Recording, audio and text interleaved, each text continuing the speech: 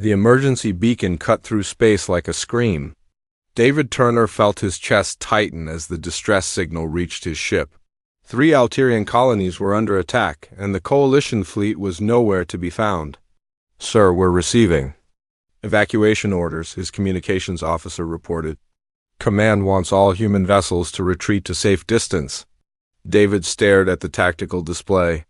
12 Korth Empire warships were tearing through the defenseless colony ships like wolves. Among sheep, women and children were dying while he sat here with orders to run. "How long until Coalition reinforcements arrive?" he asked. 18 hours at minimum, sir. 18 hours. The colonies would be nothing but debris by then. David had spent his entire career following orders, playing the role of the weak human who needed protection. His ship, the Meridian, was classified as a light patrol vessel, barely worth mentioning in Coalition military reports. The Korth had always been bullies. They respected only strength, and they had learned to see humans as the weakest link in the Coalition chain.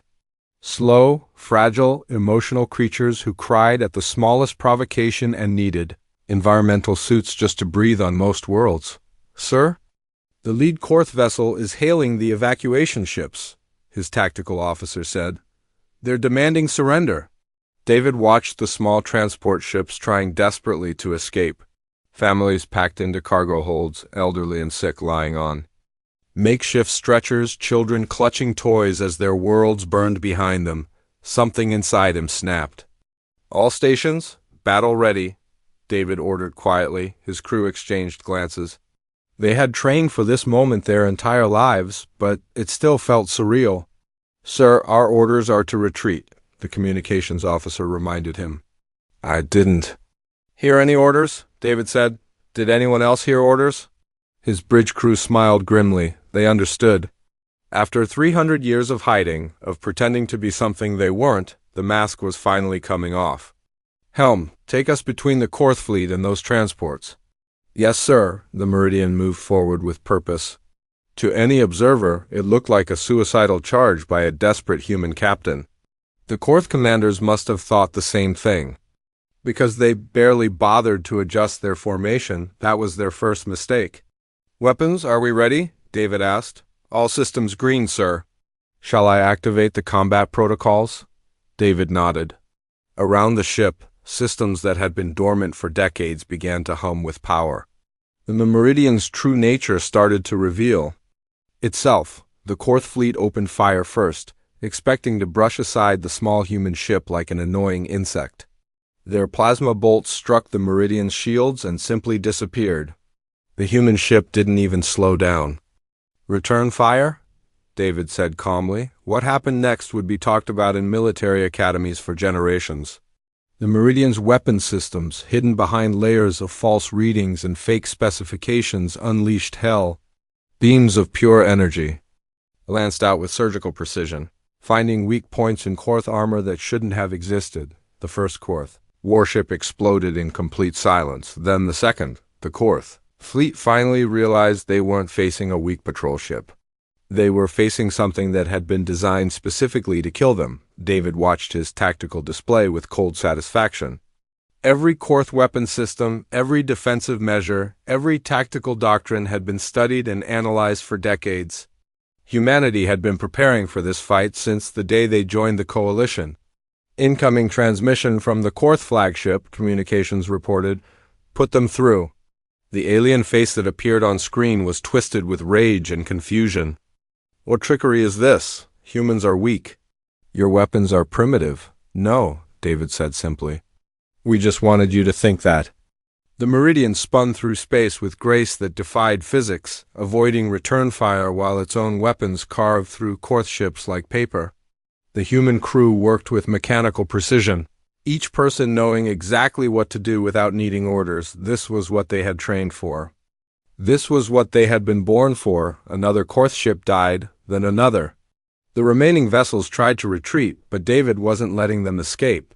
These bullies had terrorized the galaxy for too long, hiding behind the Coalition's commitment to peaceful resolution. "Sir, we're receiving multiple transmissions," communications reported. "Coalition observers want to know what's happening." "Tell them the truth," David said. Tell them humanity is done pretending. The last Korth warship tried one desperate gambit, launching all its fighters in a suicide charge. David almost felt sorry for them. The Meridian's point defense systems activated, filling space with a web of destruction that no fighter could penetrate. When the battle was over, 12 Korth warships were floating scrap metal. Not a single coalition transport had been lost. David opened a channel to the evacuation fleet. This is Captain Turner of the UES Meridian. The threat has been eliminated. You're safe to continue to your destination. The response came in a dozen. Different alien languages, all expressing the same thing, gratitude mixed with complete bewilderment. Sir, his tactical officer said quietly, we're receiving priority transmissions from Coalition High Command. They want answers. David looked at the tactical display one more time. For 3 centuries, humanity had played the role of the weak little brother, the species that needed protection. They had let other races think they were slow, fragile, and overly emotional. They had been wrong about everything. Send a message to Admiral Stone, David said. Tell her the masquerade is over. Tell her it's time to show them what humans really are. The Meridian turned toward Coalition space, leaving behind the wreckage of an empire's arrogance. Behind them, the rescued transports continued their journey to safety, their passengers knowing they had witnessed something that would change the galaxy forever. The age of humanity's hidden strength was over. The age of humanity's revealed power was about to begin. The meeting room on Nova Station had never seen tension like this. Admiral Rebecca Stone sat across from representatives of 7 different species, all of whom looked like they wanted to throw her out an airlock. Explain, the Villani ambassador demanded, his forearms crossed in obvious displeasure. Explain how a single human patrol ship destroyed 12 Korth warships. Rebecca had been dreading this moment for decades. The carefully constructed lie that was humanity's weakness was crumbling, and there was no putting it back together. Captain Turner acted to save civilian lives, she said calmly. That's what humans do. Don't insult our intelligence, the Zilani representative hissed through her translator. We've seen the tactical reports. Your ship moved with precision no human should possess. Your weapons cut through Korth armor like it was made of paper. The Altany observer, a being of pure crystalline thought, pulsed with confusion. For 300 years, humans have been our weakest members. You struggle in our gravity, you require environmental suits on our worlds, you weep at the smallest emotional stimuli. Rebecca almost smiled. If only they knew how wrong they were. About everything? Tell me something, she said, leaning forward. In all your studies of humanity, did you ever wonder why a species as weak as us managed to achieve faster-than-light travel on our own? The room fell silent. Did you ever question how we built starships while you were still learning we existed? Did you ever ask yourselves why our primitive technology somehow managed to keep pace with your advanced systems? The Villani ambassadors. Skin began to change color, a sign of deep thought among his people. What are you saying? Rebecca stood up and walked to the great window overlooking the station's docking bay. She could see human ships among the alien vessels, looking small and unremarkable next to the grand designs of other species. I'm saying we've been lying to you, she said simply. For 3 centuries, we've let you believe we were weak, slow, and fragile. We played the role of the little brother who needed protection. She turned back to face the room full of aliens who were beginning to understand. They had been deceived on a scale they couldn't imagine. You see tears as weakness. We see them as the ability to feel empathy for others, to understand what drives our enemies. You see our need for environmental suits as fragility. We see it as the experience of adapting to any condition the universe can throw at us. The memories came flooding back.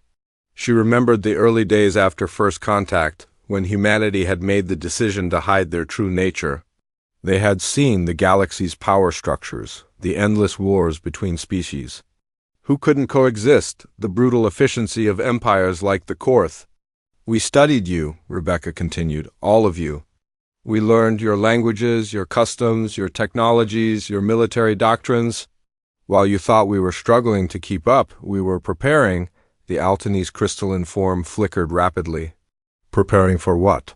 For this moment. For the day when the galaxy's bullies would push too far and someone would need to push back. She activated the room's holographic display, showing star charts that made several ambassadors gasp. The maps revealed a network of human installations throughout Coalition space that none of them had known existed. Every mining operation we established, every research station we built, every cargo freighter that seemed to take longer routes than necessary. We've been building a military infrastructure while you thought we were gardening. The Villani ambassador's forearms began to tremble. How many ships? Enough. That's not an answer. Rebecca smiled, and for the first time in 3 centuries, it wasn't the helpless smile of a weak species asking for protection. It was the smile of an apex predator revealing its teeth. You want numbers? Fine. Earth's true fleet consists of over 2,000 combat vessels, each one designed to match or exceed the capabilities of any ship in Coalition space. We have battle stations hidden in asteroids, manufacturing facilities inside dead moons, and supply caches in systems you've never heard of. The room erupted in angry voices, all speaking different languages but expressing the same outrage. Rebecca waited for them to calm down. You betrayed us, the Zilani representative finally said. No, Rebecca replied. We protected you. Do you know what happens to strong species in this galaxy? They fight endless wars, they conquer or get conquered. They spend their resources on weapons instead of art, on killing instead of creating. She gestured to the window again. Look at what the Coalition has accomplished.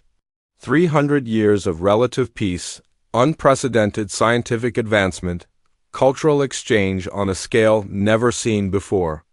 Do you think that would have happened?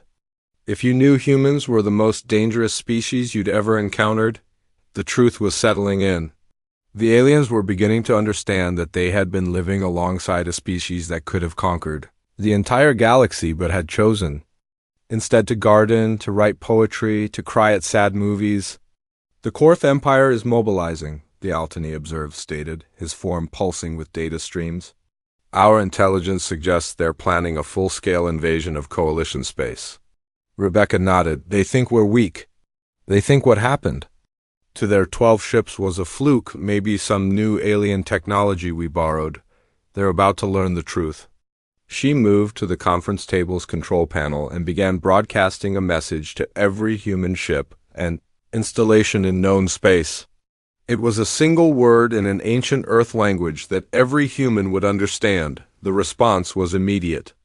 Across Coalition space, human ships began dropping their disguises. Mining vessels revealed weapon systems. Research stations activated military protocols. Cargo freighters opened their holds to deploy fighter squadrons. The masquerade is over, Rebecca announced to the stunned alien representatives. Earth's weakness was the greatest lie ever told. Now you're about to see what humanity looks like when we stop pretending. The Villani ambassador managed to find his voice. What happens now? Rebecca looked out at the stars, knowing that everything was about to change. Now we show the galaxy what 300 years of patience and preparation can accomplish. Now we remind every bully and conqueror out there that some species are best left alone. She turned back to the room full of aliens, who were just beginning to understand they had been sharing space with sleeping giants. Now we go to war. The fleet that emerged from behind Earth's moon defied everything the galaxy thought they knew about human capabilities. Ships longer than Coalition capital vessels, bristling with weapons that shouldn't have existed, moving with precision that made alien observers question their understanding of physics. General Marcus Webb watched from the bridge of the Dreadnought Olympus as his ships formed battle lines. For 3 centuries, humanity had hidden these vessels in plain sight, disguised as asteroid mining platforms and deep space research stations. Now they were revealing themselves to a galaxy that had forgotten what apex predators look like. Sir, we're receiving communications from Coalition observers, his aide reported. They're demanding explanations for fleet movements that aren't in our database. Marcus smiled grimly. Tell them the database was incomplete. The Korth Empire had made their move exactly as human intelligence had predicted. Their invasion force was massive, confident, and heading straight for what they believed were the weakest worlds in coalition space. They were about to discover their mistake. Fleet status report, Marcus ordered. All vessels report ready, sir. The Washington Battle Group is moving to intercept the enemy's northern flank. The Gandhi Group is positioning for a rear assault. The Lincoln Group will hit them from above. Marcus nodded. Human military doctrine was unlike anything the galaxy had seen. Where other species fought with honor codes and rigid formations, humans fought to win. They used deception, misdirection, and psychological warfare as naturally as breathing. What about our guests? He asked, referring to the coalition. Observers aboard his ship. They're in the observation deck, sir? The Villani representative appears to be having some kind of nervous breakdown. Marcus could understand why. The aliens were witnessing the reveal of a military machine that had been 300 years in the making. Every human weakness they had observed was actually a strength in disguise. General, we have incoming transmission from Admiral Stone, communications reported. Put her through. Rebecca's face appeared on the main screen, broadcasting from Coalition High Command. Behind her, Marcus could see alien representatives in heated discussion. Marcus, the Korth just declared total war on the Coalition. They're claiming we used illegal weapons against their patrol fleet. Illegal weapons, Marcus repeated with amusement. They mean effective weapons? The Coalition Council is in chaos? Half of them want to surrender to avoid civilian casualties. The other half want to mobilize everything we have. Marcus looked at his tactical display. The Korth invasion force was impressive by galactic standards. By human standards, it was a manageable problem. Tell the Council not to worry, he said. This is what we've been preparing for. The battle began 12 hours later in the Kepler system. The Korth Empire arrived expecting to face a mixed coalition fleet with human ships in support roles. Instead, they found themselves staring down the barrels of weapons that had been designed specifically to kill them. Lieutenant Amy Foster led the first strike team, her fighters screaming through space with acceleration that should have crushed human bodies. The Korth had forgotten that humans came from a high-gravity world and could withstand forces that would kill most other species.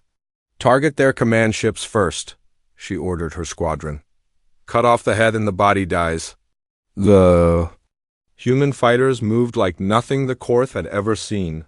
They didn't fly in neat formations or follow predictable attack patterns. They swarmed like insects, adapting their tactics in real time, supporting each other with an intuitive coordination that came from actually caring about their teammates.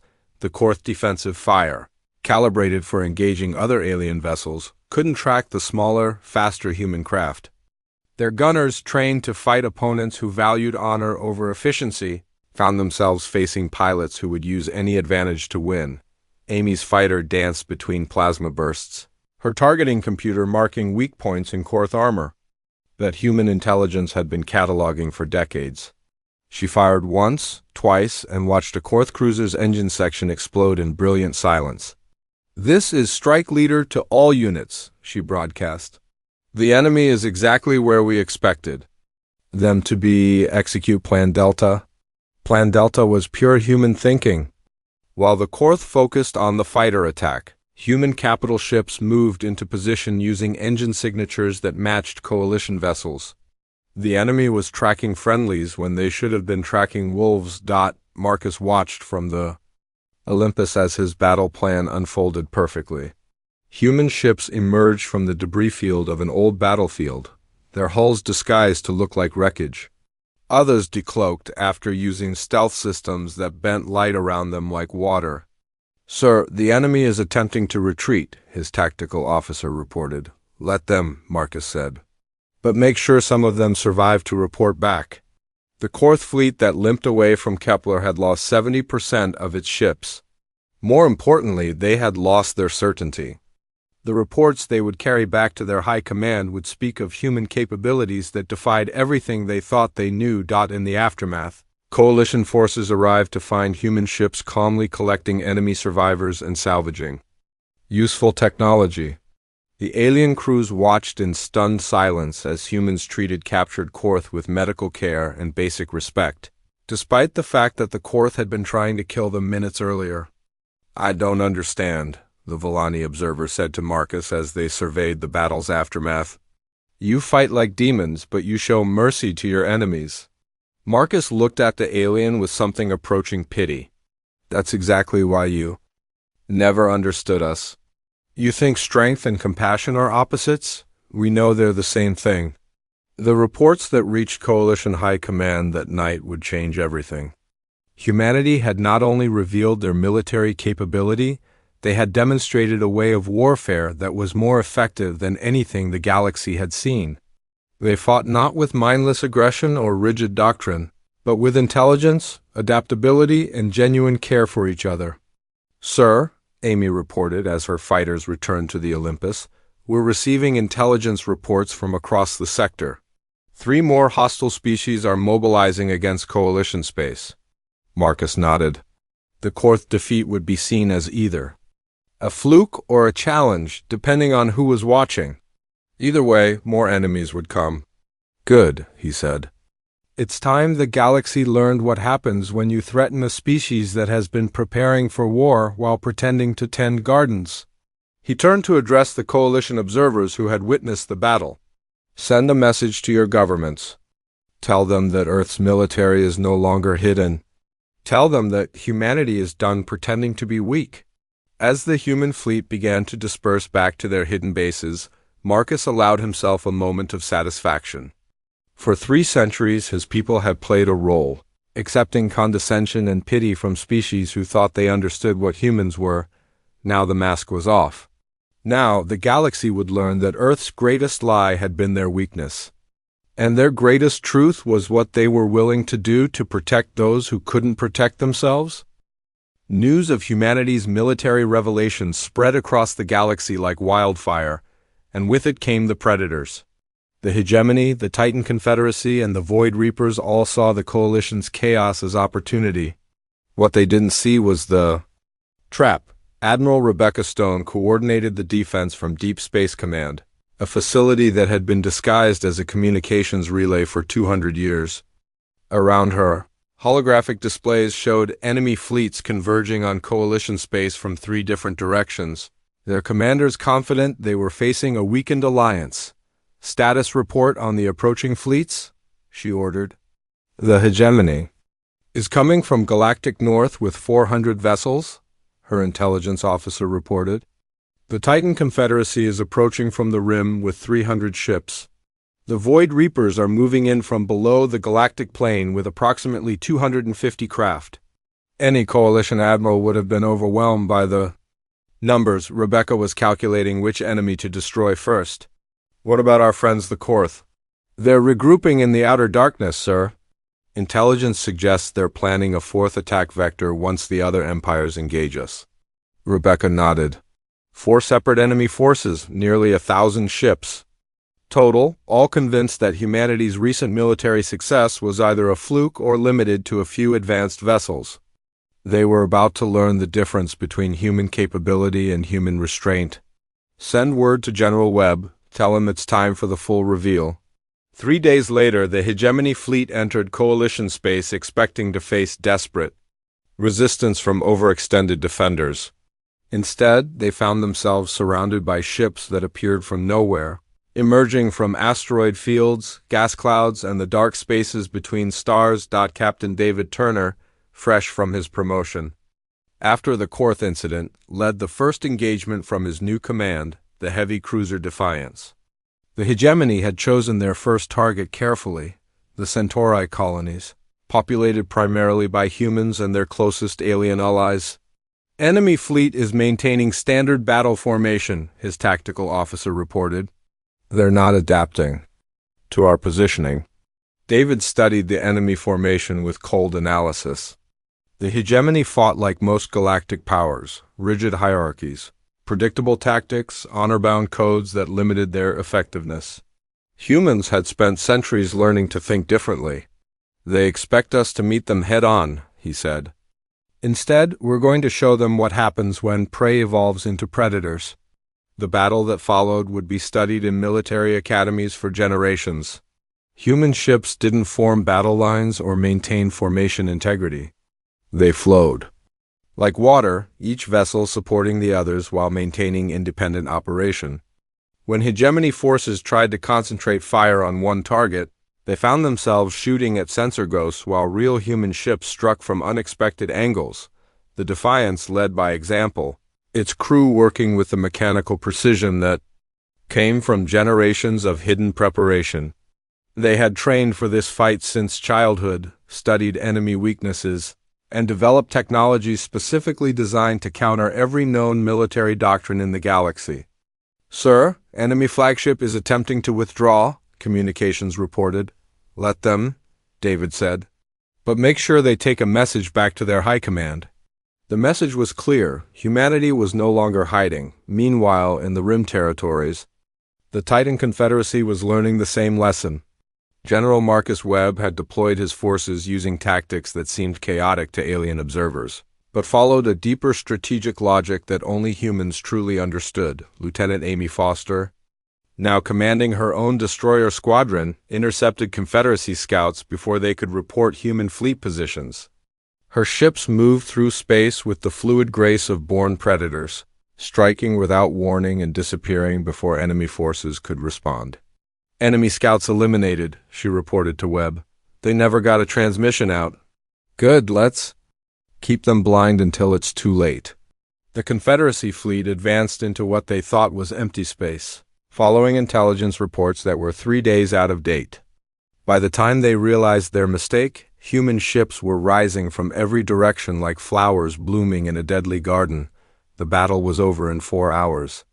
2/3 of the Confederacy fleet was destroyed, and the remainder fled toward their home territory carrying news that would change everything. But the real shock came when the Void Reapers engaged human forces near the galactic core.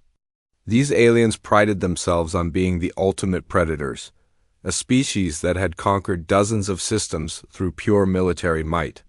They had come to Coalition space expecting easy victories and new territories to claim. Instead, they found Amy Foster waiting for them. Reaper fleet is approaching our position, her tactical officer reported. They're broadcasting demands for immediate surrender. Amy smiled with the cold satisfaction of a predator finally allowed to hunt. Response? Should. I tell them where they can shove their demands, sir? No need. Our response will be self-explanatory. The Void Reapers had built their reputation on overwhelming firepower and ruthless efficiency.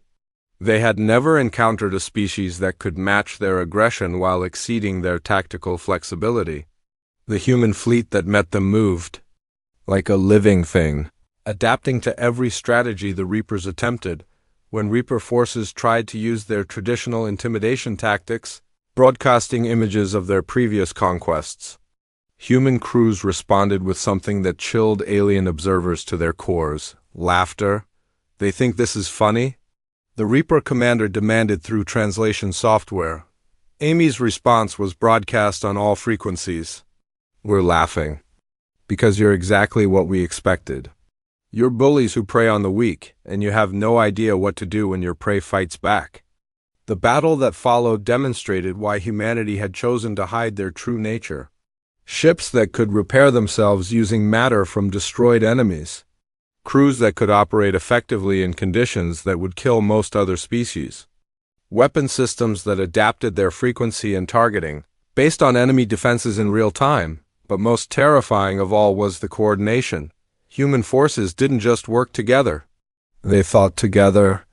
Each ship was part of a larger organism that could react to threats faster than any centralized command structure. By the time the fourth enemy fleet, the reformed Korth Empire, arrived to join what they thought would be a feeding frenzy, they found wreckage fields where their allies used to be.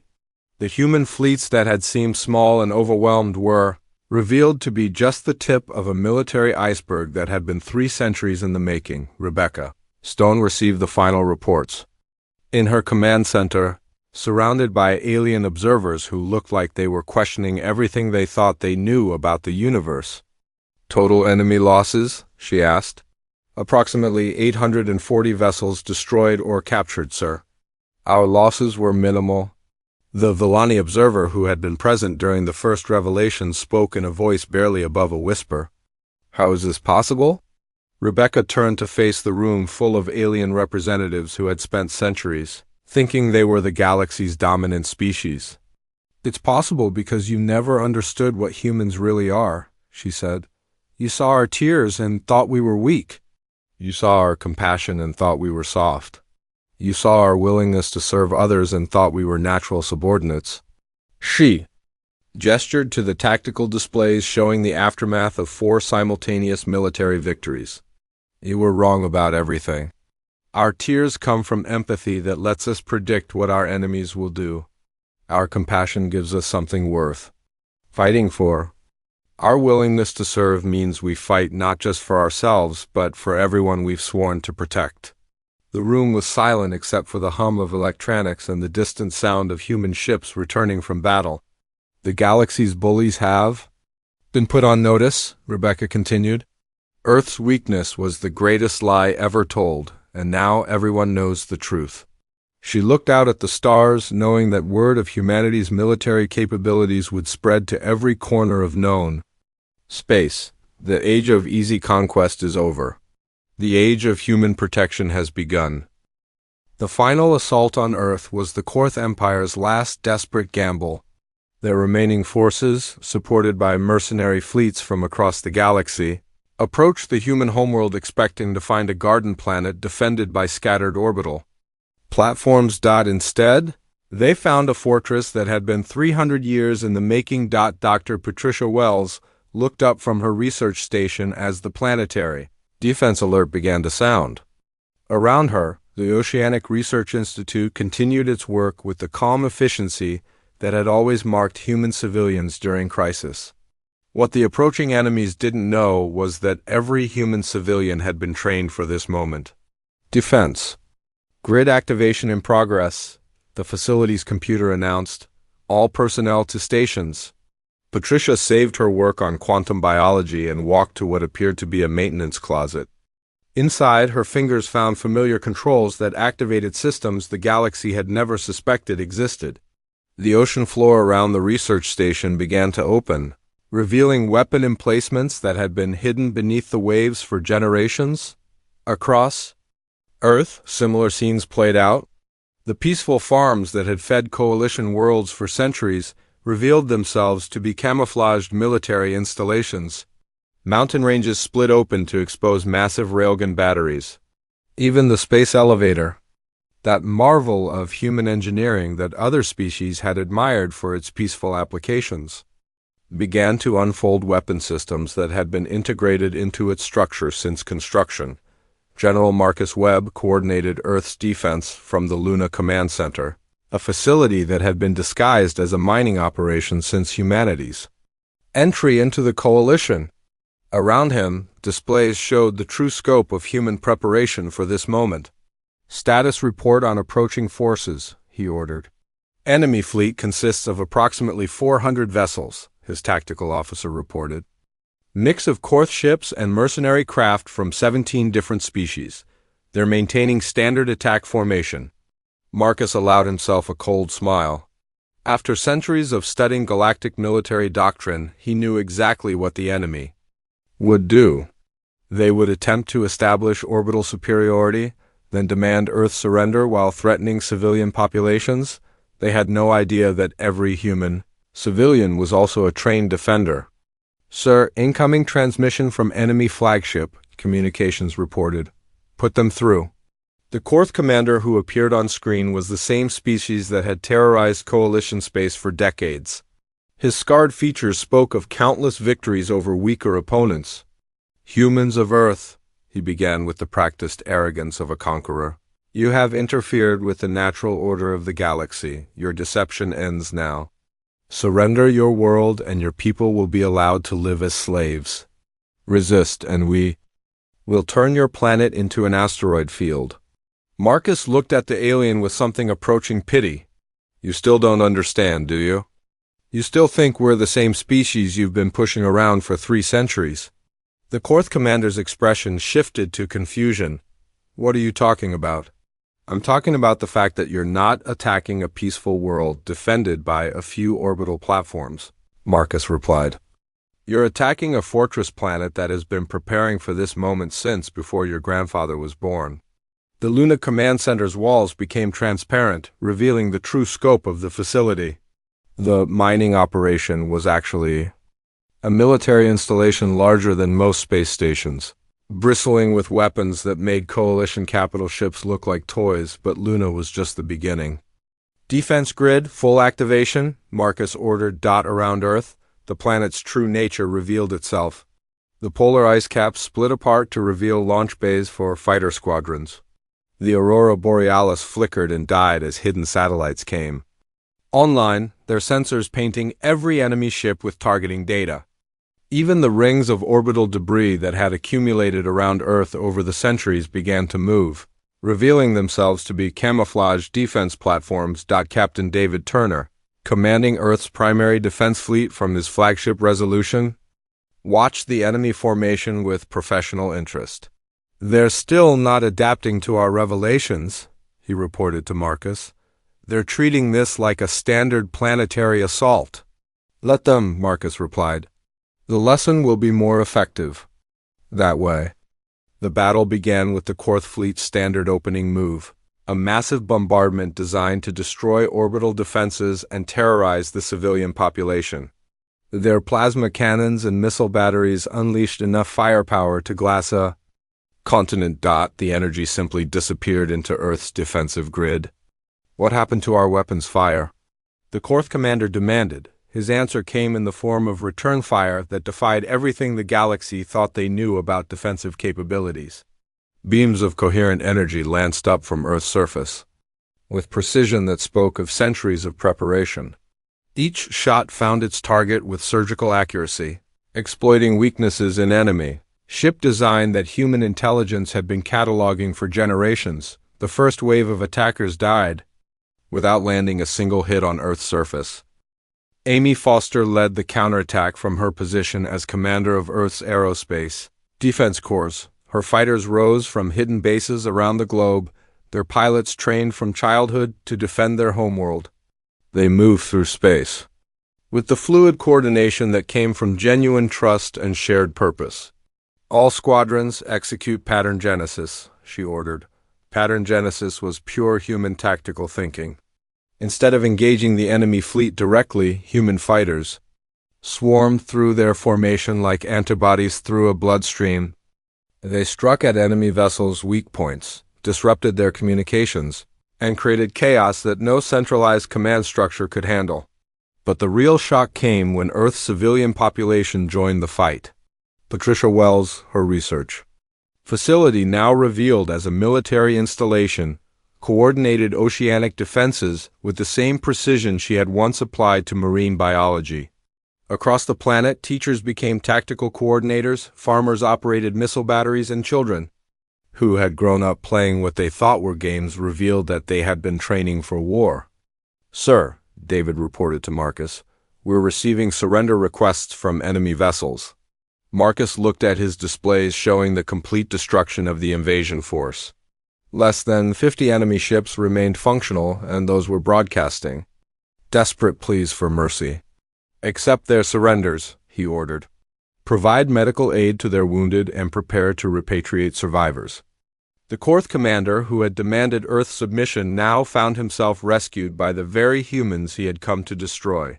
As medical teams treated his injuries with the same care they would show their own people, he struggled to understand what he was witnessing. Why? He asked Patricia Wells as she coordinated medical efforts for enemy survivors. Why show mercy to those who came to destroy you? Patricia looked at the alien with genuine compassion. Because that's what separates us from you. You see strength as the ability to destroy. We see strength as the ability to protect.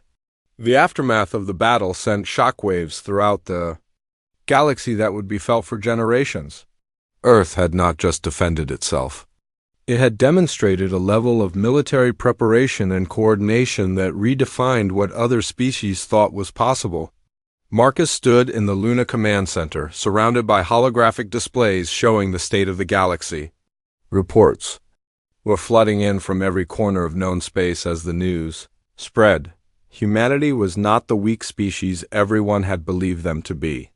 "Sir, we're receiving communications from the Coalition High Council," his aide reported. "They're requesting immediate consultation on military restructuring." "Tell them we'll be happy to help," Marcus replied. "But on our terms this time." The truth was finally out. For 3 centuries, humanity had been the galaxy's secret guardians, studying every threat, preparing for every contingency, and waiting for the moment when their true strength would be needed. They had let other species think they were weak, while building the most sophisticated military machine in galactic history. But more importantly, they had proven that strength without wisdom was just another form of weakness. David Turner received reports from across Coalition space as enemy fleets that had been preparing to join the assault on Earth began to withdraw. Word of Earth's defensive capabilities was spreading faster than any ship could travel, carried by survivors who had witnessed something that challenged everything they thought they knew about power. "The hegemony is requesting a peace treaty," David reported to Marcus. "So are the Titan Confederacy and what's left of the Void Reapers," Marcus nodded. "Accept their requests. But make it clear that any future aggression against Coalition worlds will be met with the full force of human military capability." Amy Foster landed her fighter in a bay that was already being converted back to its peaceful disguise. Around her, Earth was returning to its role as the galaxy's garden world, but now everyone knew what lay beneath the surface. "Flight Leader Foster reporting mission complete," she said to her ground crew. "All enemy forces neutralized or captured." As she walked through the facility, Amy passed classrooms where children were returning to their studies, laboratories where scientists were resuming their research, and workshops where artists were creating beauty for a galaxy that had almost lost its chance to appreciate it.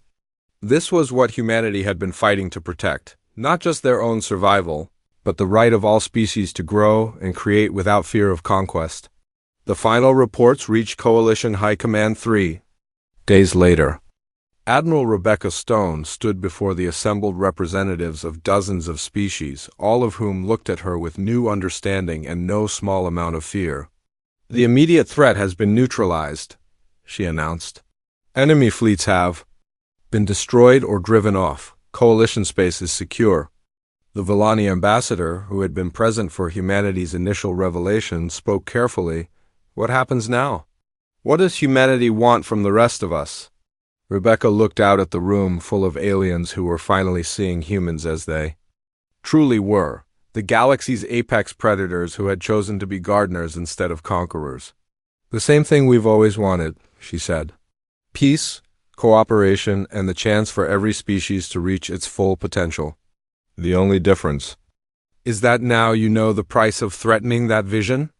She activated a holographic display showing the galaxy's current political situation. Aggressive empires were withdrawing to their core territories. Trade routes were reopening. Scientific cooperation was resuming. Earth's weakness was a lie. Rebecca continued. "We let you believe we were fragile because strong species in this galaxy have a habit of making enemies. We preferred to be underestimated rather than feared." The room was silent as the implications sank in. "But our strength was never the real secret," she added. "Our real secret was that we used that strength to protect others instead of dominating them. We chose to be guardians instead of conquerors, teachers instead of tyrants." The Altany observers' crystalline form pulsed with complex data patterns. "What assurance do we have that humanity won't use this power to impose its will on other species?" Rebecca smiled with the warmth that had once been mistaken for weakness. "The same assurance you've always had. For 300 years, we could have conquered the galaxy any time we chose. Instead, we helped you build universities, hospitals, and art galleries. We shared our technology, protected your trade routes, and shed our blood defending your colonies." She gestured to the displays showing human forces already standing down from combat status. returning to their disguised roles as miners, researchers, and cargo haulers. The galaxy is safer today than it was yesterday, not because we revealed our weapons, but because every potential aggressor now knows that Earth's children are watching. They know that somewhere in the darkness between stars, humanity is waiting to defend those who cannot defend themselves. As the representatives filed out of the chamber, each carrying news that would reshape their understanding of galactic politics, Rebecca remained at the window overlooking the docking bay. Human ships were already returning to their peaceful appearances, but everyone who saw them now would know what lay beneath the surface. The age of easy conquest was over. The age of humanity's true role as the galaxy's protectors had begun. And for the first time in centuries, Rebecca allowed herself to believe that the universe might actually become the peaceful place her species had always dreamed it could be.